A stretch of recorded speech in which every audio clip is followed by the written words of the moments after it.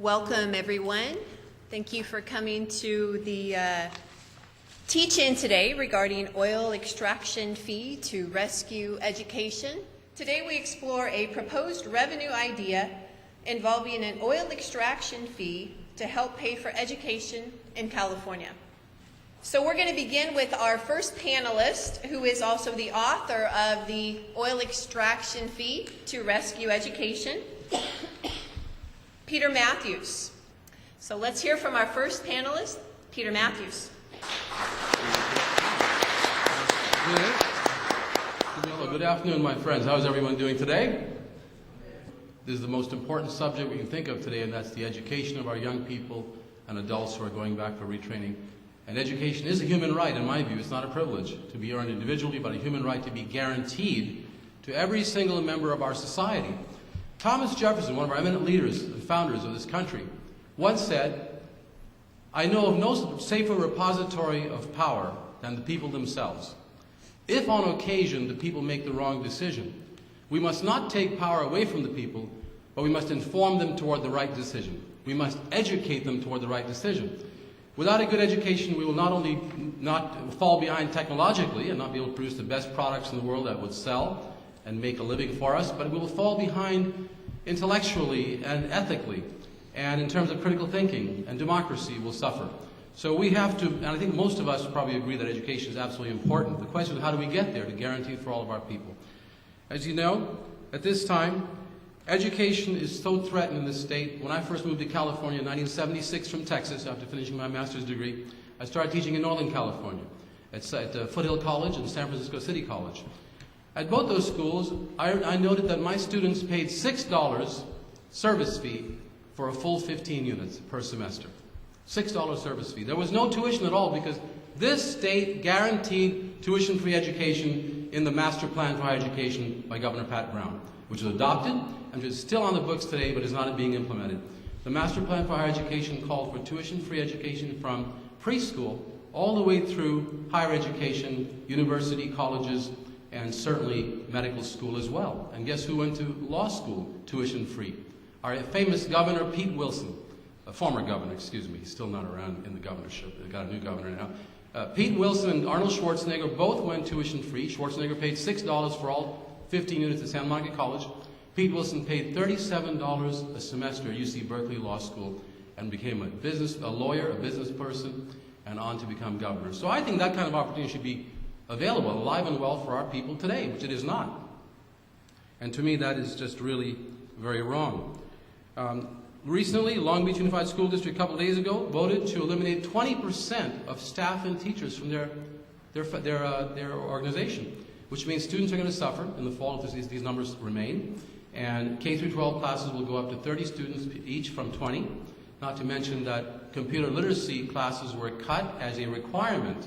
They were eliminated as a requirement for high school graduation a month ago by the LBUSD. Computer literacy classes, folks. When today China has invented the world's fastest computer server. And India is producing cutting-edge solar panels, and so is China. And South Korea is producing all of the electric car batteries that we need, the best ones that will have the longest range to fit into our electric cars and to theirs. Why don't we produce those electric car batteries here by educating our engineers, our electronics folks, and making the kind of product that will make us competitive in the world? And for that, it takes a complete, in my view, tuition-free education. Now look, we can't get to tuition-free right away.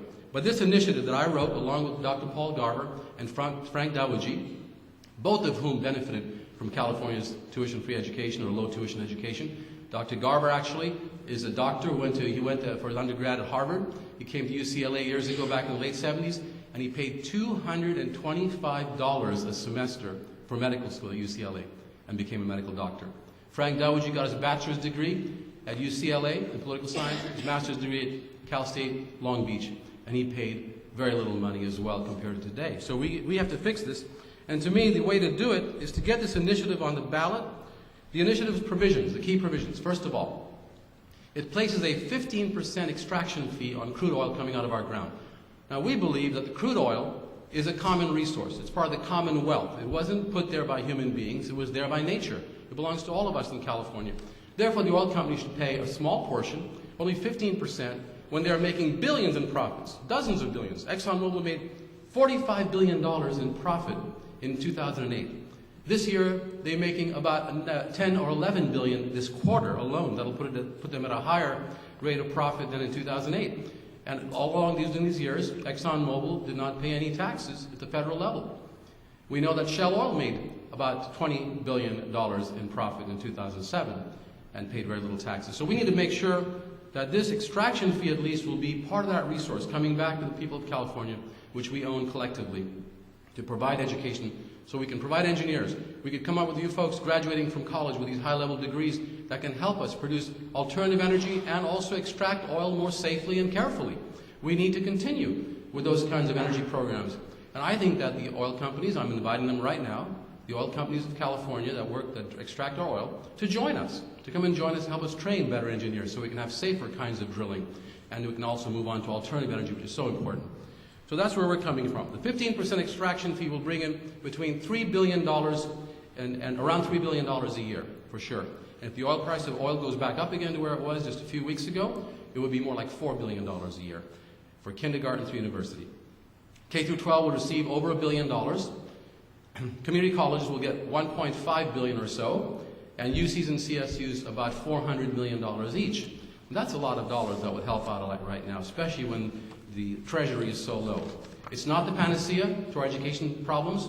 I believe that the legislature and governor need to get together with the Republicans and Democrats and pass a better budget that will actually balance the budget and fully fund not just education, but health care, social programs, programs like which will help to bring back our society in California as the good society. And we don't have some of those programs now. We're cutting programs for people on Medicaid, Medi-Cal, and the co-payments are skyrocketing. The California state government has to get itself together. 7 years ago, when I was on NBC, asked to comment on the state budget crisis. 7 years ago. I said, we'll have to come up with more revenues and also make some cuts in programs that are somewhat wasteful and balance the budget. 7 years ago, I said on NBC, if we don't do it, we're going to have a much worse problem, and the problem is here today with us. The $25 billion deficit which Governor Brown faced, he's reduced it now to about $15 billion by cutting a lot of programs, and we cannot take any more cuts in education. There are also provisions in this petition, this proposition, that prohibits the passing on of the 15% fee to the consumers in the form of higher gasoline prices. It's written in here. If the oil companies are suspected of doing so, the Attorney General of California is mandated to open up their books and to look in their books and see where the money is going and coming.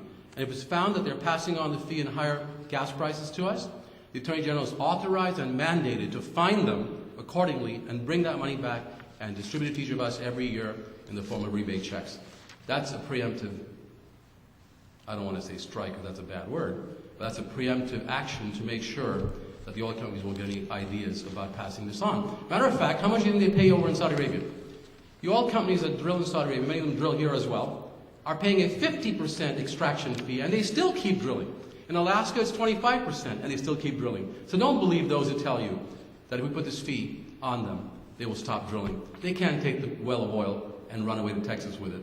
The oil well is here, and they'll be here for the money. Believe me, Texas is taking $2 billion every year from its oil extraction fee and putting it straight toward funding education. 25 other states that have oil, that produce oil in a major way, all have oil extraction fees, and their economies actually are doing quite well compared to ours. So we also noted, when Texas and Alaska put the fee on there, the price of gasoline did not go up. Matter of fact, in Texas and Alaska, the price of a gallon of gas is lower than in California today. So please help me. I'm sure I've forgotten something here. Is my time up yet, or am I close? I've still got some time. Very good. Let me put my glasses on. Maybe I'll read something important to you. Thank you. 5 more minutes. The revenues from this proposition, the last paragraph, exclusively constitute a competitiveness education fund and cannot be commingled with or lent to the general fund, the state general fund. Can't mix the two funds. It's a separate fund just for education. And it's targeted toward non-capital expenses. You know, we have these beautiful buildings, which I think they were important, some of them, to be built because of the expansion of our student population. But we can't leave them empty. It's a total waste. So this fund will provide non-capital operating expenses to pay for teacher salaries, to bring back the class sections that were cut, and to make sure you folks can graduate on time. That's what this fund will do, among other things. The state shall not be allowed to reduce its regular education funding corresponding to the additional revenue produced by this proposition. The revenues from this competitiveness education fund shall be deposited in a special account and distributed on a monthly basis by the California State Treasurer to each of the California educational systems involved, that is community colleges, K through 12, and universities. Passage of this proposition will once again ensure a bright future for this generation and succeeding generations of Californians who have to compete in the new global economy. So this is about competitiveness. It is about technology and jobs. That's the number one point that we like to make, but it's also about creating and helping to develop and inspire students and human beings who are fully aware of what politics and what issues are going on and will be critical thinkers in this society so we can have the good life that the founders intended us to have. I tell you, this wasn't hard, it wasn't easy to write this proposition. We had lots of input. Not only the three of us who wrote it, but the other people who had great input and helped us write it were a lot of students. Dozens of students came in and told us their plight and what it would be if they had to put up with higher tuitions of $66. If this doesn't pass, as you know, right now, the legislature and governor voted to increase the community college tuitions to $36 per unit in the fall. That's already a done deal, no matter what happens. If this initiative does not pass, and Governor Brown cannot get the Republicans and others to support his placing the tax extensions on the ballot, your tuitions will go up to $66 a unit. Please do believe that. $66 a unit. Not this fall, but possibly next fall. And some districts might actually be suffering and cut a lot of programs and classes that you would need to have. So that's what we're all about. Rescue Education California was established by me and some other people to go up to Sacramento and let people know years ago when Governor Wilson wanted to go from $10 a unit to $30 in one shot back in 1993. We took action. Faculty, students, and friends and families went up there and met with the governor's rep, met with the legislators and told them that this would really devastate students who have to have an opportunity. So he went from 10 to 13. Instead of going from 10 to 30, we kept him at 13. But there's only so much you can do by just lobbying and educating the legislature. You have to take action. California has the ability to have citizens write the law, and that's what we've done here. So I urge every one of you to bring back that vision that Governor Pat Brown had to afford every single Californian a chance to become the full potential, the full human potential, doctor, lawyer, engineer, whatever it is, computer scientist, computer programmer. You have a chance to do that with this initiative. Thank you so much, and God bless you. I'll be here for you for questions and answers. Thanks for being part of this.